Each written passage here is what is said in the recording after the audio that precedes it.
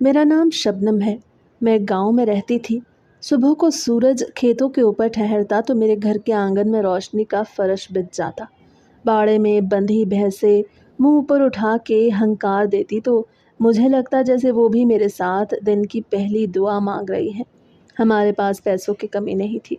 हमारी ज़मीनें थीं, बाग बिकते थे, घर अपना था। गांव की हवा में कच्चे आमों की खुशबू और गीली मिट्टी की ठंडक घुली रहती थी। घर के दूध की बलाई से अम्मी मक्खन निकालती तो मैं उंगली से थोड़ा सा छुप के खा लेती और अम्मी प्यार से देख के कुछ ना कहती। बाबा की लाडली थी। स्कूल से वापस आती तो वो दरवाजे पे खड़े मिलते और कहते, मेरी शहजादी आज क्या पढ़ के आई है। उनके लहजे में मान भी होता और दुआ भी। मैंने मैट्रिक किया तो सबने कहा बस पढ़ाई हो गई, अब घर संभालो। मैंने दिल में एक ज़िद बसा ली कि नहीं, मुझे आगे बढ़ना है। बाबा ने मेरी आंखों में वो ज़िद देख ली और कहा, जा तू शहर जाके पढ़। मैंने उनका हाथ चूम लिया। यह हाथ मेरी उमंगों के मुहाफिज थे। शहर का नाम सुनते ही मेरे दिल में एक अनजान सा शोर उठा। मैंने कभी अपने गांव से बाहर लंबा सफ़र नहीं किया था। बस पिकअप पर मीलों खेतों के किनारे किनारे जाना आता था। शहर आई तो पहले ही दिन समझ आ गया कि यहाँ चलते हुए भी सांस लेना सीखना पड़ता है। सड़कें धूप में चमकती प्लेटों की तरह तपती थीं। गाड़ियों की आवाज़ें कान में कील बन के उतरती थीं। मैं कॉलेज के हॉस्टल में ठहरी। कमरा सादा सा था। दीवारों पर पुरानी पेंट की तह उधड़ी हुई थी। हवा कम आती थी। रात को पंखा चलता तो ऐसा लगता जैसे किसी पुराने दरख्त से हवा मांग के ला रहा हूँ। खाने का हाल बुरा था। हर रोज़ आलू पकते, शोरबा पतला होता और उसकी खुशबू में बेदिली घुली होती। मैं ज़मींदारों की बेटी थी। घर में ताज़ा घी की रोटी मिलती थी। यहाँ प्लेट में रखे वाले मुंहों में खुश्क रेज़ों की तरह लगते। चाय पीती तो उसमें घर के दूध वाली मिठास न मिलती। मैं हर शाम फ़ोन करके बाबा को बताती कि खाना अच्छा नहीं। वो नरमी से कहते, बेटा थोड़े दिन बर्दाश्त कर लो। मैं उनकी बात मान लेती, मगर दिल में एक कपकपी सी रहती। पढ़ाई का बोझ अलग था। उस्ताद एकदम से इतना कुछ पढ़ाते कि नोट्स लिखते लिखते हाथ थक जाता। लाइब्रेरी में बैठती तो किताबें मेरे सामने पहाड़ बन जाती। हर सफ़े पे नए अल्फाज, हर बाब में नया इम्तिहान। शहर के शोर के साथ दिमाग में भी शोर रहता। मैं कभी बात बात पे जलने लगती, कभी चुप हो जाती। मुझे खुद पे हैरत होती कि मैं जो गांव में सबकी हंसी थी, यहाँ आके इतनी चिड़चिड़ी क्यों हो गई हूँ। रात को देर तक जागती। खिड़की के पार दूर दूर तक रोशनियों की कतारें थीं। गाड़ियों के हॉर्न एक दूसरे से लड़ते थे। कहीं किसी इमारत के जनरेटर की घूं घूं मेरे घर तक पहुंचती थी। मैं चादर ओढ़ के आंखें बंद करती तो भी शोर दिमाग के अंदर बजता रहता। कुछ दिन बाद बाबा ने मेरी बेकरारी सुन के कहा कि प्राइवेट हॉस्टल में मुंतकिल हो जाओ। कॉलेज के करीब एक अच्छा हॉस्टल था। पैसों की कमी नहीं थी। उन्होंने बगैर तामुल के एडमिशन करा दिया। मैं जब वहाँ पहुँची तो लगा जैसे किसी और नगरी में आ गई हूँ। साफ़ सुथरा लॉन, दरवाजे पे पहरेदार, अंदर दाखिल होते ही इत्र की नरम खुशबू। कॉरिडोर में कदम रखते ही नरम रोशनी मुझे अपने दायरे में ले लेती। यहाँ सब अमीर घरानों की लड़कियाँ रहती थीं। उनके जूतों की चाप भी आहिस्ता आहिस्ता लगती। कमरों में पर्दे सलीके से लगे थे। बैग्स अलमारियों में कतार से रखे थे। कुछ लड़कियां हंसते हुए सीढ़ियां उतर रही थीं। किसी ने हाथ में कॉफ़ी का मग पकड़ा हुआ था। किसी के कंधे पे किताबों की गिरहें बंधी थी। मैंने सोचा अब शायद आदत बन जाएगी। शुरू में मुझे कमरा अकेला मिला। मैंने अपने कपड़े तय करके रखे, किताबें मेज़ पे जमा दी। आईना खोला तो अपने चेहरे पे गांव की धूप की लकीर देखी। मैंने अपने दिल से कहा, शबनम अब तू अपने आप को संभाल। पढ़ाई भी करनी है और इस नई दुनिया में अपना आप भी जिंदा रखना है। कुछ दिन तक सब ठीक रहा। सुबह कॉलेज, दोपहर नोट्स, शाम लॉन में चहलकदमी, रात को हल्की रोशनी में अगले दिन के लेक्चर की तैयारी। मगर शहर का शोर और पढ़ाई की कसरत फिर वही हाल कर देती। दिमाग में मुसलसल बुनबुनाहट। मैं खुद से खफा रहने लगी। फिर एक दिन मेरे कमरे में एक नई लड़की आ गई। इंतज़ामिया ने कहा कि रूम शेयर करना होगा। उसका नाम सवीरा था। चेहरा हंसमुख, बात करने की जल्दी। उसके पास एक छोटा सा फ्रिज भी था। मैंने सोचा चलो खैर है, दूध ठंडा रहेगा, फल रख सकेंगे। हमने बातचीत शुरू की तो पता चला कि वो शहर की पली बड़ी है। उसे चीज़ों का इस्तेमाल आता था। मैंने उससे कहा कि हम चीज़ें मिल के रखेंगे। उसने हाँ में हाँ मिलाई। वक्त के साथ हम दोनों का उठना बैठना एक हो गया। कभी वो मेरे लिए चाय बनाती, कभी मैं उसके लिए रोटी सेंकती। हमने एक दूसरे की चीज़ें खुले दिल से बांटनी शुरू कर दी और मुझे लगा जैसे मेरा कमरा अब घर जैसा होने लगा है। इसी दौरान एक अजीब बात शुरू हुई। रात को जब देर हो जाती और लाइट मद्धम करके हम सोने लगते तो सवेरा के बिस्तर की तरफ से एक अजीब सी आवाज़ आने लगती। पहले पहल मैंने समझा शायद बाहर जनरेटर चला है और दीवारों से आती हुई गूंज कमरे में पड़ रही है। फिर मैंने कान लगा के गौर किया तो महसूस हुआ ये आवाज़ बहुत करीब से है, जैसे मेरे तकिए की दूसरी सिमत कोई बहुत छोटी मगर ज़िद्दी चीज़ चल रही हो। आवाज़ की लहर नरम से शुरू होती और फिर यूँ लगता जैसे कोई छोटा सा पंखा पूरी जान लगा के घूम रहा हो। मैंने चादर से मुंह निकाला। तारीकी में बिस्तर की लकीर हल्की सी दिखाई देती। मैं नीम जागती हालत में रही। आवाज़ फिर तेज़ हुई तो मेरे अंदर बेचैनी बढ़ी। मैं उठ बैठी, आहिस्ता से उसका नाम पुकारा। उससे करवट बदली मगर खामोश रही। आवाज़ मुसलसल जारी रही तो मैंने हाथ बढ़ा के उसके कंबल को हल्के से टिटोला। वो चौंक के जागी और मैं भी डर गई। दिल की धड़कन एकदम ऊपर चली गई। मैंने घबरा के कहा, तुम्हारे बिस्तर में कीड़ा है। वो पल में बैठ गई और बोली, क्या मतलब? मैंने कहा, मुझे कीड़े की आवाज़ आई जैसे कोई बारीक पर वाला जानवर रेंग रहा हो या उड़ रहा हो। बुज़। उसने मेरे चेहरे को देखा और फिर आहिस्ता से बोली, तुम पागल हो गई हो, कोई कीड़ा नहीं। मैंने ज़िद में कहा, नहीं, मुझे कीड़े की आवाज़ आ रही है। वो हल्के अंदाज में हंसी और बोली, चुप करके सो जाओ, कीड़ा अगर है तो तुम्हारे दिमाग में है। उसके कंबल के अंदर से फिर वही आवाज़ बुलंद हुई। मुझे ऐसा महसूस हुआ जैसे कोई छोटी सी मशीन चल रही है। मैंने दिल ही दिल में कलमा पढ़ा, पानी पिया, देखती रही कि कुछ बाहर निकलता है या नहीं, मगर अंधेरे में बस आवाज़ ही रह गई। कुछ देर बाद आवाज़ रुक गई और वो पुरसकून सांसें लेने लगी। मैं सो न सकी, ख्यालों ने मुझे पकड़ रखा था। सुबह हुई तो मैंने खुद से कहा कि ये वहम भी हो सकता है, मगर रात की खामोशी में वो आवाज़ इतनी वाज़े थी कि वहम कहना दिल को माने ना। कुछ दिन बाद हम दोनों शहर की एक बड़ी दुकान पर गए। वहाँ कई तरह की चीज़ें रखी थीं, ज़ेबाइश के आईने, छोटे बड़े हेयर ड्रायर, अजीब नामों वाली बोतलें, शीशे की अलमारियों में पड़ी इलेक्ट्रिक मशीनें। मैं चीज़ें देखती और हर चीज़ मुझे नए सवाल देती। दुकान वाले ने एक छोटी सी मशीन दिखाई जिससे बाल साफ होते थे। उसने बटन दबाया तो मशीन में अचानक वही आवाज़ उभरी जो रातों को मेरे कमरे में सवेरा के बिस्तर से उठती थी। मैं चौंकी। दिल ने वही लर्जिश महसूस की। मैंने फ़ौरन सवेरा की तरफ देखा और कहा, यही आवाज़ आती है हमारे बिस्तर में से, और तुम हो कि मुझे पागल कहती हो। वो बेसाख्ता हंस दी और बोली, तुम पागल ही हो। फिर उसे दुकानदार से मशीन वापस रखते हुए धीरे से कहा कि रात को बताऊंगी तुम्हें कि किस चीज़ की आवाज़ आती है। मैंने उसकी आंखों में झांका। वहाँ एक राज का पर्दा था। मैंने कुछ न कहा। दुकान की रोशनी मेरे अंदर के अंधेरे पे ठहरी रह गई और मैं दिल में ठहर के शाम होने का इंतज़ार करने लगी। शाम तक बादल इसी शिद्दत से बरसे कि पूरा आसमान जैसे टूट के ज़मीन पे गिर रहा हो। हर तरफ पानी ही पानी दिखाई देता। हॉस्टल की छत पे बारिश के कतरों की मार इतनी तेज़ थी कि कानों में गूंजती रहती थी। हमारे कमरे के छत में पहले भी मामूली सी नरमी रहती, लेकिन उस बारिश में तो जैसे छत ने हथियार डाल दिए। कमरे के एक कोने से पानी टपकने लगा। कतरे फर्श पे गिर के फैलने लगे और कुछ ही देर में आधा कमरा भीग गया। इंतज़ामिया ने आके कहा कि तुम दोनों आज रात यहाँ ना रहो, हम इस कमरे का मसला हल करते हैं, तुम्हें किसी और कमरे में सोना होगा।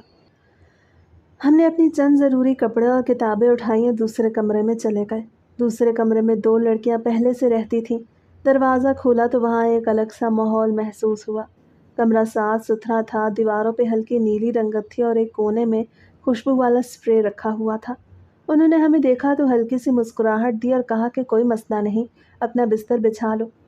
हमने कहा शुक्रिया और फर्श पे चादरें बिछा दी, क्योंकि उनके बिस्तर पहले से ही लगे थे। हम दोनों ने सोचा कि एक रात की तो बात है, बर्दाश्त कर लेते हैं और सुकून से सो जाते हैं। मगर जैसे ही रोशनी बुझाई और सब अपनी अपनी जगह लेट गए, मैंने कानों में फिर वही आवाज़ महसूस की, जो मेरे अपने कमरे में सवेरा के बिस्तर से आती थी। नरम सी बुनबुनाहट जो पहले धीरे से शुरू होती फिर तेज़ हो जाती, जैसे कोई छोटी सी मशीन चल रही हो। मेरे दिल में एक झुरझुरी सी दौड़ गई। मैंने आहिस्ता से सवेरा को कोहनी मारी और सरगोशी की तो मुझे कुछ बताने वाली थी। वो हल्का सा पलटी और सरगोशी में बोली, अभी बहुत जल्दी है, देख नहीं रहे हम किसी और के कमरे में हैं, ज़मीन पे पड़े हैं, अपने कमरे में जाएंगे तो बताऊंगी। मैंने कहा, यहाँ भी तो वही आवाज़ आ रही है जो हमारे कमरे में आती थी। उस पे वो हंस दी, और इतना हल्का हंसी कि जैसे किसी राज पे पर्दा डाल रही हो, और बोली, हाँ ये तो है, खैर छोड़ो, सुबह देखेंगे। और फिर पलट के अपनी चादर में मुंह छुपा लिया। मैं सारी रात जागती रही, कानों में वही आवाज़ और दिल में एक अनजाना सा खदशा कि आखिर ये सब क्या है। नींद आंखों से कोसों दूर थी। सुबह का सूरज चढ़ा तो हमने सामान समेटा और वापस अपने कमरे में आ गए। दिन भर मसरूफियत रही, क्लासेस, लेक्चर, नोट्स, और इस दौरान मैंने सोचा शायद अब वो बात भूल जाएगी। लेकिन जैसे ही रात का वक्त आया वो हल्की सी मुस्कुराहट लिए मेरे करीब आई और बोली, आज बताती हूँ। मैंने किताब बंद किया और उसकी तरफ मुतवज्जे हुई। वो बोली, तुम ज़रा अपनी शक्ल देखो और हम सब की शक्ल देखो, हम सब कितनी फ्रेश और खिली खिली रहती हैं। मैंने शीशे में खुद को देखा, आंखों के नीचे स्याह हल्के, होठों पे थकन का असर और माथे पे बारीक लकीरें, जैसे मैंने कई रातों से सुकून की नींद न की हो। मैंने आहिस्ता से कहा, हाँ ये बात तो सच है, लेकिन मैं तो हमेशा स्ट्रेस में रहती हूँ। वो हंस दी और बोली, यही तो कह रही हूँ तुम्हें, अपना स्ट्रेस निकालना नहीं आता। मैंने भवें से उकेड़ के पूछा, स्ट्रेस कैसे निकलता है? ये तो दिमाग में फंस जाता है, ऐसा लगता है जैसे अंदर ही अंदर शोर मचता रहता है। उसने नरमी मगर एतमाद से कहा, नहीं, ऐसा नहीं होता, मैं तुम्हें बताती हूँ। लेकिन तुम गांव की लड़की हो, मैं अगर मुंह से बताऊंगी तो तुम्हें बुरा लगेगा, क्योंकि तुम्हारी कोई बड़ी बहन भी नहीं और तुम्हारी माँ ने कभी तुमसे ये बातें नहीं की होंगी। इसलिए मैं तुम्हें एक वीडियो भेजूंगी, उसे देख लेना तो खुद समझ जाओगी। मैं हैरत से उसे देखती रही कि आखिर ऐसा क्या है जिसके लिए वो इतनी तैयारी कर रही है। रात ज़रा और गहरी हुई और कमरे में सर्दियों की ठंडक फैल गई। उसने मोबाइल निकाला और मुझे एक लिंक भेजा। मैंने थोड़ी झिझक के साथ उसे खोला, और जैसे ही वीडियो चली तो मुझे सारी बात समझ आ गई। मेरी आंखों में हैरत और चेहरे पे सुर्खी दौड़ गई। मैं शर्म से पानी पानी हो गई, दिल की धड़कन तेज़ हो गई। मैंने जल्दी से मोबाइल बंद कर दिया और करवट लेके आंखें बंद कर ली। सुबह जब रोशनी कमरे में फैली तो मैंने हिम्मत करके उससे पूछा कि ये सब क्या है। वो बिल्कुल आम लहजे में बोली, ये तो सब लड़कियां करती हैं और तुम्हें भी करना चाहिए। मैंने नफ़ी में सर हिलाया और कहा, नहीं, मुझे ये खेल नहीं लगता। उसने कहकहा लगाया और बोली, करोगी ना तो पता चलेगा, सारी टेंशन ख़त्म हो जाएगी और तुम्हारी शक्ल भी चमकने लगेगी जैसे हमारी है। मैंने अब दूसरी लड़कियों को गौर से देखना शुरू किया। उनके रवैये, उनकी हंसी, उनके चेहरों पे चमक, जैसे हर वक्त एक सुकून सा छाया रहता हो। मैं अब जान चुकी थी कि ये सब किस तरह खुद को आराम पहुंचाती हैं और किस तरह अपने जिस्म और दिमाग को सुकून देती हैं। मुझे इस बात का इल्म हो गया था कि अपने ही हाथ से अपनी थकन, अपनी बेचैनी दूर करती हैं। मगर मेरे अंदर एक अजीब सा तूफान उठने लगा। दिल कहता था ये ठीक नहीं है। ज़मीर कहता था इंसान के अंदर एक आवाज़ छुपी होती है जो हर वक्त उसे सही और गलत का फ़र्क बताती है। ये वही आवाज़ थी जो बार बार मेरे कान में सरगोशी करती थी कि शबनम, ये सब मुनासिब नहीं। लेकिन फिर जब मैं उन सबको देखती तो मेरा दिल उलझने लगता। वो लड़कियां वाकई बहुत मुतमईन लगती थीं। उनके चेहरों पर थकन का नामो निशान नहीं था। पढ़ाई का दबाव भी उन्हें नहीं थकाता था। हॉस्टल के लॉन में शाम को जब हम सब बैठते तो मैं उन्हें देखती। वो सवर सवर के आती, बालों में चमक, होठों पे तबस्सुम, जिल्द बिल्कुल तरोताज़ा और दमकदार, जैसे दुनिया का कोई गम उन पे असर न करता हो। मैं आईने के सामने खड़ी होती तो अपना अक्स देख के दिल बैठने लगता। बाल बिखरे हुए, कभी तेल ना लगाने का वक्त मिलता, कभी पिन हाथ से गिर जाती और मैं झंझला जाती। छोटी छोटी बातों पे मुझे गुस्सा आने लगा। किसी ने बात भी की तो मैं झड़क देती। अंदर एक बोझ सा महसूस होता। घर वापस जाती तो माँ की नज़रें मेरा ताक़ुब करती और उनका चेहरा परेशानी से भर जाता। वो हैरान हो के कहती कि तुझे ये शहर रास नहीं आया। تیری شکل دیکھ، تیری آنکھوں کے گرد سیاہ حلقے، تیرے چہرے کی رونق ختم ہو گئی ہے، تیرا حسن کہاں چلا گیا ہے، تیرا وزن بھی کم ہو گیا ہے، ہڈیاں نکل رہی ہیں، تجھ میں دم ہی نہیں رہا۔ میں ماں کی یہ باتیں سنتی تو اور پریشان ہو جاتی۔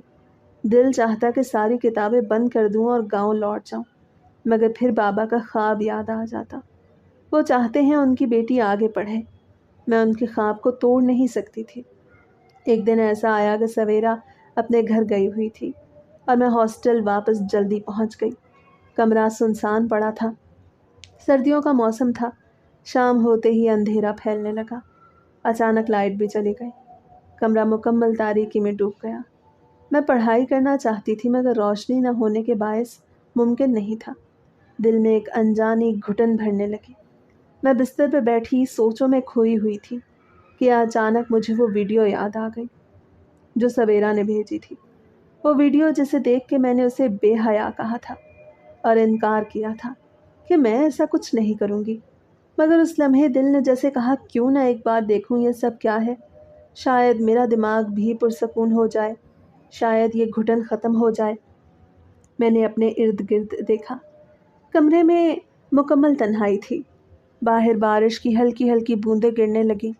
میں نے ہمت کر کے وہی طریقہ اپنایا جسے اب تک برا سمجھتی آئی تھی، جسے دل نے گناہ کہا تھا اور عقل نے منع کیا تھا۔ جیسے ہی میں نے وہ عمل کیا، میں حیران رہ گئی۔ مجھے ایسا لگا جیسے اندر کا سارا بوجھ کسی نے کھینچ کے نکال دیا ہو، جیسے میرے دماغ پہ چھایا ہوا سیاہ بادل ہٹ گیا ہو اور میں کھلی ہوا میں سانس لینے لگی۔ میرے جسم سے ایک انجانی سی لذت اور سکون کی لہر گزری اور میں دم بخود رہ گئی۔ مجھے یقین نہ آیا کہ یہ احساس اتنا گہرا اور اتنا پرسکون ہو سکتا ہے۔ میں بستر پہ لیٹ گئی اور آنکھیں بند کر کے ایسے محسوس کیا جیسے برسوں کی تھکن لمحوں میں ختم ہو گئی۔ اس دن کے بعد یہ میری عادت بن گئی، میں ہر رات اس عمل کو دہرانے لگی۔ پہلے سوچتی صرف آج کر لیتی ہوں، کل نہیں کروں گی، مگر اگلی رات آتی تو دل خود بے چین ہو جاتا اور میں پھر وہی سب دہرا دیتی۔ یہ سکون اب میرے لیے ایک نشہ بننے لگا، جیسے کسی نے ایک دروازہ کھول دیا ہو جس کے پار ہر رات مجھے سکون ملتا ہو۔ میں دن بھر چاہے کتنا ہی دباؤ برداشت کرتی، لیکن رات کو یہ سب کرنے کے بعد مجھے نیند اتنی پرسکون آتی کہ صبح اٹھتی تو خود کو ہلکا پھلکا محسوس کرتی۔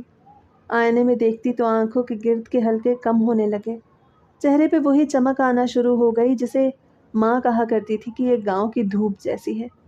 جب مجھے محسوس ہوا کہ میں اس کی عادی ہو گئی ہوں تو دل میں ایک اور سوال اٹھا، آخر یہ ٹھیک ہے یا غلط؟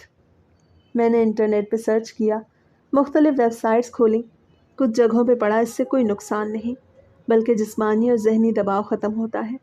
کچھ نے کہا یہ برا عمل ہے اور انسان کی صحت پہ اثر ڈالتا ہے۔ مجھے الجھن ہوئی، پھر میں نے یہ دیکھنے کی کوشش کی کہ ڈاکٹروں کی کیا رائے ہے، تو زیادہ تر جو کہہ رہے تھے وہ کہ یہ ٹھیک ہے۔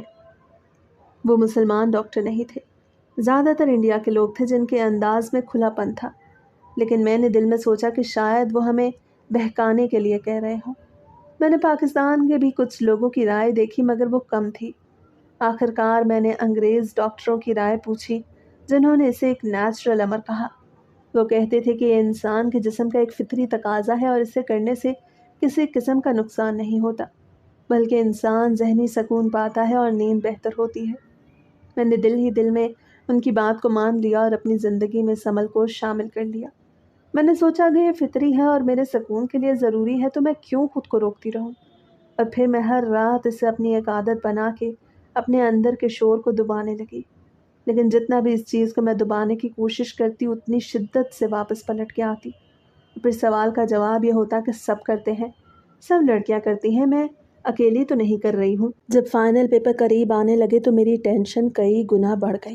دن رات کتابوں کے انبار میرے سامنے پڑے رہتے اور دماغ میں الجھنوں کی ریل پیل رہتی۔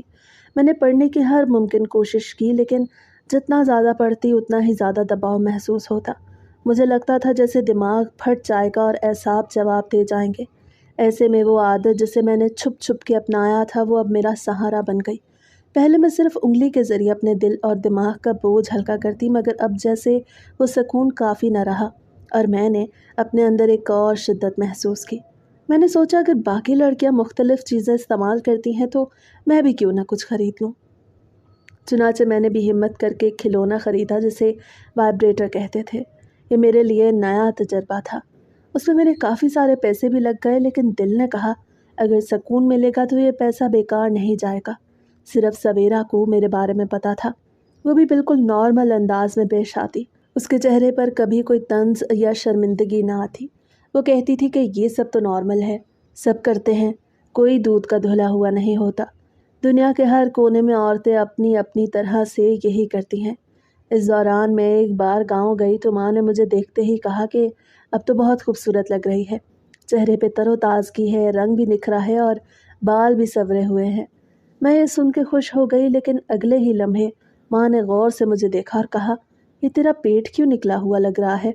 जिस्म का बाकी हिस्सा तो दुबला पतला है, लेकिन पेट कुछ ज़्यादा सामने नज़र आता है।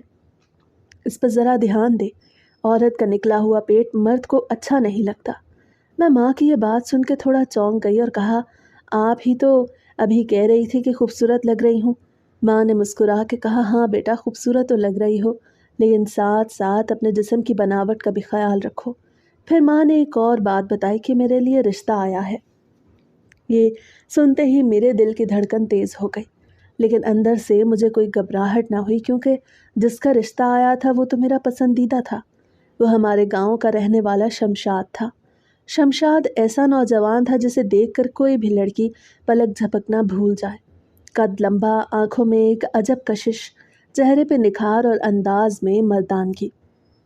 उसके लिए तो कोई भी लड़की आंखें बंद करके हाँ कह सकती थी, और मैं तो पहले ही दिल में उसे पसंद करती थी। इसलिए माँ के सामने मैंने कोई इनकार न किया, बल्कि फ़ौरन ही दिल में हरी झंडी दिखा दी। उस लम्हे मुझे लगा जैसे मेरी ज़िंदगी की सबसे बड़ी दुआ कबूल हो गई हो। इधर मेरे पेपर हुए और उधर मेरा रिश्ता पक्का हो गया। घर के सहन में खुशियाँ बिखर गईं। औरतें गाने गाने लगीं और अब्बू भी खुशी से निहाल हो गए। इसी दौरान सवेरा ने मुझे एक बात याद दिलाई। वो बोली कि जब तुम्हारी शादी पक्की हो जाए तो तुम्हें ये आदत 3-4 महीने पहले छोड़नी होगी। मैंने हैरत से पूछा, क्यों? उसने कहा, अगर तुम्हारे शौहर को ज़रा सा भी पता चल गया तो वो तुम्हें बदकिरदार समझेगा और तुम्हारी इज्जत उसकी नज़र में गिर जाएगी। मैंने डरते हुए कहा, क्या ऐसा वाकई हो सकता है? तो वो फ़ौरन बोली, हाँ ऐसा होता है, और मर्द कभी बर्दाश्त नहीं करता। उसकी ये बात सुन के मेरे दिल में खौफ उतर गया। मुझे लगा जैसे मैंने वाकई कोई जुर्म किया है, और अगर ये राज खुल गया तो मेरी ज़िंदगी जहन्नुम बन जाएगी। मैंने दिल ही दिल में फ़ैसला किया कि अब ये काम नहीं करूँगी। लेकिन आदत का मतलब ही ये होता है कि इंसान ना चाहने के बावजूद वही काम दोहरा लेता है, चाहे वो कितना ही पक्का इरादा कर ले। पेपर ख़त्म हो गए तो कुछ दिन प्रैक्टिकल का झंझट रहा। मैं उनमें मसरूफ़ रही, और फिर जैसे ही वो भी ख़त्म हुए तो शादी की तैयारियां ज़ोरों शोर से शुरू हो गईं। घर में मेहमान आने लगे, कपड़े बनने लगे, जेवरात के लिए दुकानों के चक्कर लगने लगे, और मेरा दिल एक तरफ खुशी और दूसरी तरफ डर में घिरा रहता। मैं 1-2 बार फिर शहर आई, लेकिन इस दफ़ा अकेली नहीं, बल्कि अब्बू के साथ, क्योंकि डिग्री वगैरह लेनी थी और कागजी कार्रवाइयाँ मुकम्मल करनी थी। इस दौरान मैंने अपनी आदत पे काबू पाने की कोशिश की, लेकिन ये मुश्किल था। और फिर वो दिन भी आ गया जिसका मैंने बरसों ख्वाब देखा था। मेरी शादी का दिन। मेरा दिल धड़क रहा था। एक तरफ खुशी थी कि मैं अपनी पसंदीदा शख्स की बीवी बनने जा रही हूँ, लेकिन दूसरी तरफ एक खौफ मेरे अंदर बैठा हुआ था। मैं डरी हुई थी कि अगर मेरे शौहर को ज़रा सा भी शक पड़ गया, और अगर उसने मेरे अंदर कोई तब्दीली महसूस कर ली, तो कहीं वो मुझे बदकिरदार ना समझे और सारी ज़िंदगी तानों के साथ ना गुजारनी पड़े। ये सोच के मेरा दिल कांप जाता। लेकिन अब वक्त रुकने वाला नहीं था। बारात आने वाली थी और मैं दुल्हन बनने के लिए तैयार खड़ी थी। मेरी शादी के बाद जब वो पहली रात शुरू हुई तो दिल की धड़कनें इस कदर तेज़ हो रही थी कि मुझे लग रहा था जैसे मेरा सीना फट जाएगा और मेरी सांसें अटक जाएंगी। मैं डरी सहमी अपने बिस्तर पर बैठी, और बाहर से डोल बाजे की आवाज़ें अब भी थोड़ी थोड़ी सुनाई दे रही थीं। जब मेरा दूल्हा शमशाद कमरे में आया तो उसकी आंखों में खुशी की चमक थी। वो एक मजबूत और दबंग नौजवान था, लेकिन उसके अंदाज में इतनी नरमी और इतना एतमाद था कि मेरा डर और मेरी घबराहट थोड़ी थोड़ी कम होने लगी। वो मेरी तरफ बढ़ा और मैंने नज़रें झुका लीं, लेकिन दिल में जो खौफ था वो कम ना हुआ। वो कहने लगा, मैं जानता हूँ तुम डर रही हो, लेकिन तुम फिक्र न करो, یہ سب زندگی کا حصہ ہے اور تم دیکھنا کہ آہستہ آہستہ سب کچھ ٹھیک ہو جائے گا۔ اس کے یہ الفاظ میرے دل کو عجیب سا سکون دینے لگے، لیکن پھر بھی اندر سے ایک انجانا سا خوف میرے وجود میں موجود رہا۔ مجھے لگتا تھا میرا کوئی راز نہ کھل جائے، لیکن وہ تو ہر بات کو ہنسی میں ٹال دیتا اور ہر خوف کو ایسے مٹا دیتا جیسے یہ کوئی بات ہی نہ ہو۔ شادی کے ابتدائی دن بڑے حزین لگ رہے تھے۔ ہم دونوں ایک دوسرے میں کھوئے رہتے، دن رات کی خبر ہی نہ رہتی، لیکن وقت گزرتے گزرتے ایک دن اس نے مجھے کہا کہ مجھے لگتا ہے تم مجھے دل سے قبول نہیں کرتی۔ تمہارے چہرے پہ وہ خوشی نہیں ہوتی جو ایک نئی دلہن کے چہرے پہ ہونی چاہیے، اور تمہارے جسم کا رد عمل بھی یہ ظاہر کرتا ہے کہ تمہیں وہ احساس نہیں ہوتا جو مجھے ہوتا ہے۔ تمہارے اندر کوئی سکون نہیں اترتا۔ میں یہ سن کے ایک دم خاموش ہو گئی، کیونکہ وہ سچ کہہ رہا تھا۔ میں جانتی تھی جس احساس کی مجھے لت لگ چکی تھی وہ مجھے اس کے ساتھ نہیں مل رہا تھا۔ میرے لیے وہ احساس الگ تھا اور اس کے لیے الگ، لیکن اس وقت مجھے یہ ماننے میں بھی شرم آ رہی تھی کہ ہاں مجھ میں یہ مسئلہ ہے۔ میں نے اس سے کہا ایسا کچھ نہیں، تمہیں وہم ہو رہا ہے، لیکن وہ بضد تھا کہ مسئلہ ہے، اور وہ مجھ پہ الزام نہیں لگا رہا بلکہ خود کو قصوروار سمجھ رہا تھا۔ وہ کہنے لگا شاید میرے اندر ہی کمی ہے، اسی لیے تم خوش نہیں ہو رہی ہو۔ اس کا یہ خیال سن کے میں اور بھی زیادہ الجھن میں پڑ گئی، کیونکہ حقیقت یہ تھی کہ میں نے انٹرنیٹ پہ جو کچھ پڑھا اس کے مطابق جو لڑکیاں اپنے آپ کو اس طرح سکون پہنچانے لگتی ہیں وہ بعد میں شوہر کے ساتھ تعلق میں وہی لطف محسوس نہیں کر پاتی، اور یہی میرے ساتھ ہو رہا تھا۔ لیکن میں اسے یہ بات بتا بھی نہیں سکتی تھی، کیونکہ اگر میں بتا دیتی تو میرا سب راز کھل جاتا اور وہ مجھے بد کردار سمجھ لیتا، اور میرا رشتہ، میرا وقار، سب کچھ ختم ہو جاتا۔ اسی پریشانی میں وہ دوائیاں کھانے لگا، نہ جانے کہاں سے لا کے وہ دوائیاں استعمال کرتا جن کے استعمال سے اس کی صحت پہ برا اثر پڑتا۔ اس کے باوجود اس کو سکون نہیں ملتا، اور مجھے بھی وہی لطف نہیں ملتا جو مجھے تنہائی میں ملتا تھا۔ میری طبیعت بھی خراب رہنے لگی، میری کمر میں اور ٹانگوں میں درد رہنے لگا اور میں اکثر بیمار سی ہو گئی، لیکن شمشاد کی پریشانی کم نہ ہوئی۔ وہ کہنے لگا ہم شہر چل کے ڈاکٹر کو دکھاتے ہیں، وہ سچ بتائے گا اور ہمیں صحیح علاج مل جائے گا۔ میں یہ سن کے اندر ہی اندر ہل گئی، کیونکہ اگر ہم ڈاکٹر کے پاس جاتے اور سب کچھ کھل کے بتاتے تو میرا راز فاش ہو جاتا۔ میں نے جلدی سے بات کو دوسری طرف موڑ دیا اور اس کو بہلانے لگ گئی، لیکن اس کی آنکھوں میں اب بھی ایک عجیب سی پریشانی اور بے چینی رہتی تھی۔ اسی دوران کچھ دنوں بعد اس کی بہن کی شادی بھی طے ہو گئی، اور ہم دونوں کی شادی کی تیاریوں میں مصروف ہو گئے۔ اس وجہ سے وہ ڈاکٹر کے پاس جانے کی ضد کچھ وقت کے لیے بھول گیا اور چند مہینے اسی طرح گزر گئے۔ لیکن حقیقت یہ تھی کہ میری وہ عادت جو شادی سے پہلے تھی وہ اب بھی میرے ساتھ جڑی تھی۔ میں اسے چھوڑ نہیں پائی تھی، کیونکہ شادی کے بعد بھی جب مجھے سکون نہیں ملا تو میں اسی طرف لوٹ گئی، اور یہ سلسلہ چلتا رہا۔ مجھے یہ بھی معلوم تھا کہ اگر یہ راز کبھی شمشاد کو پتہ چل گیا تو میری پوری زندگی جہنم بن سکتی ہے، لیکن عادت نام ہی اس چیز کا ہے کہ انسان نہ چاہتے ہوئے بھی بار بار اسی عمل میں پڑتا ہے، اور یہی میری سب سے بڑی کمزوری بن چکی تھی۔ یہ بھی ایک بہت بڑی بات تھی کہ میرا شوہر ان سب باتوں کو سوچتا تھا، ورنہ عام طور پہ شوہر اس طرح کی چیزوں کو سمجھنے کی کوشش نہیں کرتے، وہ بس اپنی تسلی کرتے ہیں، اپنی خواہش پوری کرتے ہیں اور پھر ایک طرف ہو جاتے ہیں۔ لیکن شمشاد ایسا نہیں تھا، وہ ہر بات کا جواب چاہتا تھا، وہ چاہتا تھا کہ ہر چیز صاف اور واضح ہو، اور اسی لیے وہ بار بار سوچتا تھا کہ آخر ایسا کیوں ہے کہ اسے جو سکون ملنا چاہیے وہ نہیں مل رہا۔ اس کے دل میں سوال تھے اور سوال بڑھتے جا رہے تھے، اور جب انسان کے دل میں سوال پیدا ہو جائیں اور ان کا جواب نہ ملے تو وہ خود کو بھی اذیت دیتا ہے اور دوسروں کو بھی، اور یہی حال شمشاد کا ہو گیا۔ وہ باہر سے تو بالکل نارمل رہتا، لیکن میں محسوس کر سکتی تھی کہ اس کے دل میں طوفان ہے، اور وہ طوفان ایک دن پھٹ جائے گا۔ اور ہوا بھی ایسا کہ ایک دن وہ انٹرنیٹ پہ گیا، اس نے ہر چیز سرچ کی، اس نے ہر سوال کا جواب ڈھونڈنے کی کوشش کی، اور وہیں سے اسے کچھ ایسے جوابات ملے جنہوں نے اس کے شک کو یقین میں بدل دیا۔ اور پھر ایک دن وہ میرے پاس آیا، بہت پیار سے بات کرنے لگا اور بولا تم گاؤں کی لڑکی ہو، تمہیں میں بچپن سے جانتا ہوں، تم میری نظروں کے سامنے پلی بڑی ہو، لیکن تم شہر بھی رہی ہو، میں جانتا ہوں شہر کی لڑکیاں کیسی ہوتی ہیں، میں تم سے سچ جاننا چاہتا ہوں، کیا تم وہاں کچھ کرتی رہی ہو؟ میں پیار سے پوچھ رہا ہوں، برا نہیں ماننا، مجھے صرف سچ جاننا ہے۔ اسے یہ بات اتنی نرمی سے کہی کہ ایک لمحے کو تو میرا دل چاہا سب کچھ سچ سچ بتا دوں، لیکن فوراً مجھے سویرا کی بات یاد آئی کہ شوہر کو کبھی بھی اپنا راز نہیں دینا چاہیے، وہ کتنا ہی پیار سے پوچھے، کیونکہ ایک دن وہی راز تمہارے لیے زہر بن جائے گا اور تمہیں ہر وقت انہی پر تانے ملیں گے اور پھر تمہاری زندگی جہنم بن جائے گی۔ میں نے دل ہی دل میں فیصلہ کر لیا کہ میں کچھ نہیں بتاؤں گی، اور میں نے شمشاد سے کہا کہ ایسا کچھ نہیں۔ میں نے بار بار یہی کہا کہ یہ سب غلط ہے، ایسا کبھی نہیں ہوا۔ میں نے کہا کہ اپنے ہاتھ سے کیسے ہو سکتا ہے، مجھے تو یہ بات بھی آج تم سے سننے کو ملی کہ ایسا بھی کچھ ہوتا ہے۔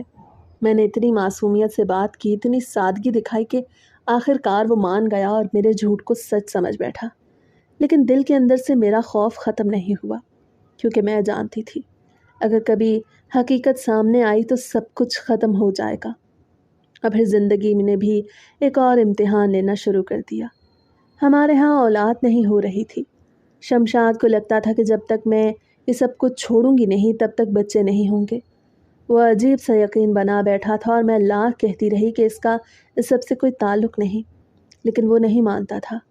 ایک دن ہم دونوں ڈاکٹر کے پاس گئے علاج کے لیے، اور وہیں پتہ نہیں کب اسے ڈاکٹر سے یہ سب بات کر لی۔ اور جب لیڈی ڈاکٹر نے میرا معائنہ کیا تو اس نے میرے شوہر کے سامنے کہہ دیا کہ آپ کی بیوی کافی عرصے تک اس طرح کی چیزوں میں مبتلا رہی ہیں، اسی وجہ سے اسے محسوس نہیں ہوتا، لیکن اولاد کا اس سے تعلق نہیں۔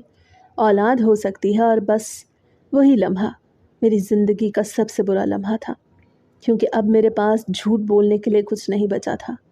میں نے سر جھکا لیا جو کہ میرا اقرار تھا، اور شمشاد کے چہرے پہ جو تاثرات تھے وہ میں آج بھی نہیں بھول سکتی۔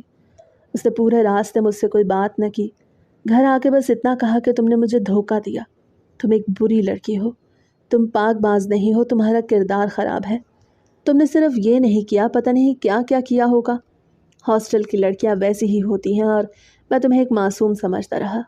تم نے مجھے بیوقوف بنایا، اور پھر وہ شخص جو میرا سب کچھ تھا، جو میرا سہارا تھا، جو میرا خواب تھا، وہ سب کچھ بدل گیا۔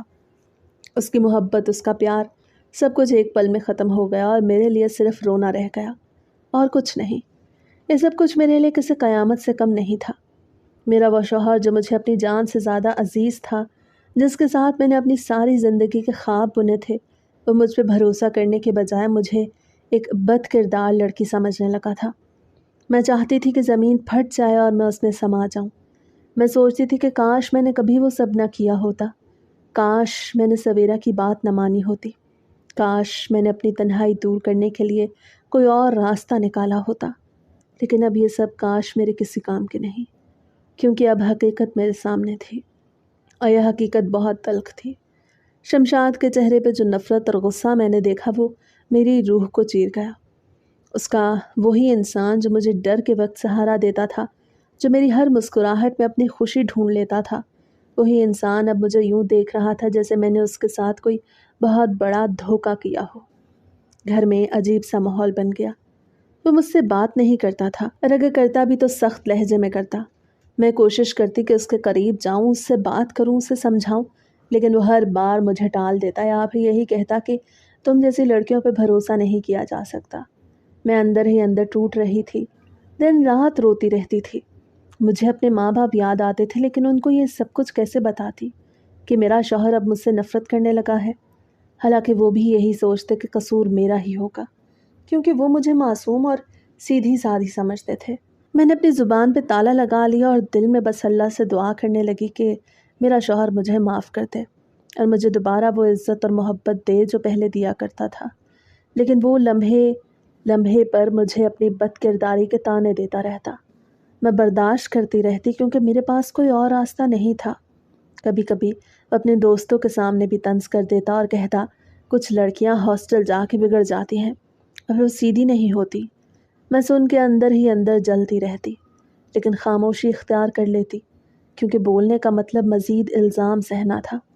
میرا دل چاہتا تھا کہ میں چلا کے کہہ دوں کہ میں نے کبھی کسی غیر مرد کے ساتھ تعلق نہیں بنایا، میں نے کبھی اپنی عزت کو نیلام نہیں کیا، میں نے صرف اپنی تنہائی دور کرنے کے لیے یہ سب کچھ کیا۔ لیکن مجھے معلوم تھا کہ وہ میری اس وضاحت کو بھی شک کی نظر سے دیکھے گا اور یہ تانے اور بڑھ جائیں گے۔ میرا دل ہر وقت ڈوبا رہتا، नींद का नामो निशान नहीं रहा।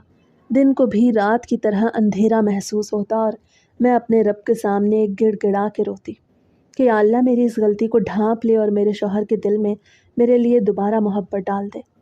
लेकिन फ़िलहाल तो सब कुछ उल्टा हो रहा था और शमशाद का प्यार नफ़रत में बदल चुका था। उसने मुझसे बिना वजह के झगड़े करने शुरू कर दिए।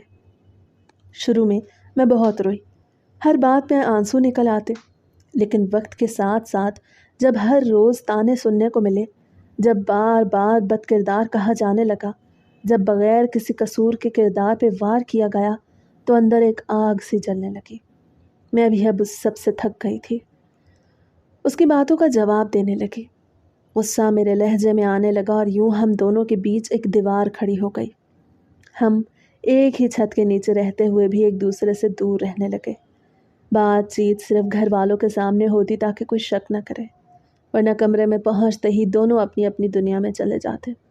मैं बिस्तर पे करवट बदल के लेटती और वो ज़मीन पे सोने लग गया, जैसे मैं उसकी बीवी न रही हूँ बल्कि कोई बोझ हूँ जिसे बर्दाश्त करना उसके लिए मुश्किल हो गया हो। एक दिन मेरे अंदर का सब्र टूट गया। मैं अपने जज्बात पे काबू न रख सकी और मैंने अपनी पुरानी आदत दोहरा दी। वही छोटी सी मशीन निकाली और उसका सहारा लेने लगी। मेरी आंखें बंद थीं, दिल पे एक बोझ सा था जिसे निकालने की कोशिश कर रही थी। मैं खुद को किसी और दुनिया में महसूस कर रही थी कि अचानक एहसास हुआ कि कोई मेरे करीब खड़ा है।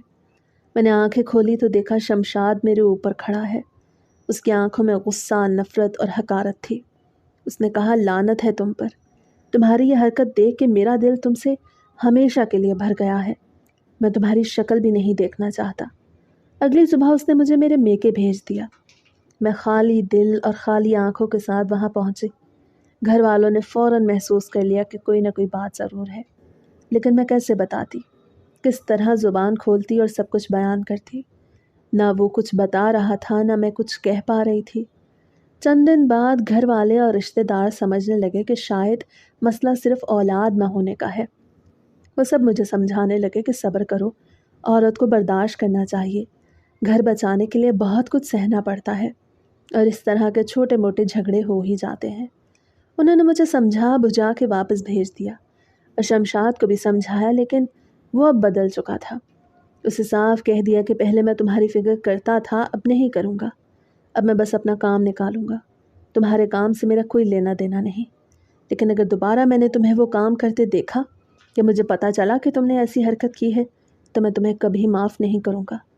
घर आते ही उसने कमरे में एक सीसीटीवी कैमरा लगवा दिया जिसकी रिकॉर्डिंग सिर्फ वो अपने फ़ोन पे देख सकता था। अब मेरी ज़िंदगी एक अजीब कैद खाना बन गई, जहाँ हर वक्त एक आँख मुझ पे नज़र रखती, जैसे मेरा वजूद सिर्फ शक और इल्ज़ाम का निशाना रह गया हो। अल्लाह ने करम किया और मुझे औलाद भी दे दी। एक बेटा पैदा हुआ तो ससुराल में इज्जत मिल गई। सब मुझे खुश नसीब कहने लगे, लेकिन शौहर की नज़र में मैं फिर भी गिर चुकी थी। उसकी निगाह में मैं एक बुरी औरत थी जो कभी बदल नहीं सकती।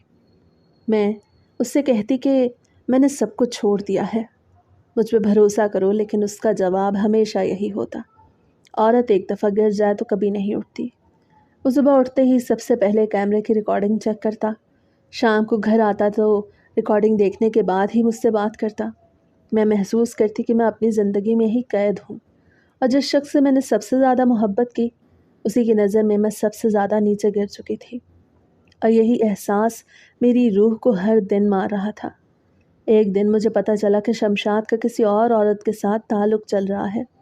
ये जान के मेरा वजूद लरज़ गया। मुझे यकीन ही ना आया कि जो शख्स दिन रात मुझ पे शक करता है, वो मुझ पे इल्ज़ाम लगाता है, जो मेरी हर हरकत पे नज़र रखता है, वो ख़ुद किसी और के साथ ये सब कर रहा है। मैंने गुस्से और दुख से कांपते हुए उससे पूछा कि तुम ऐसा कैसे कर सकते हो? मैंने कहा कि तुमने मुझे बदकिरदार कहा, तुमने मुझ पे इल्ज़ाम लगाए, तुमने मुझे इंसान नहीं समझा और आज तुम खुद ये सब कर रहे हो।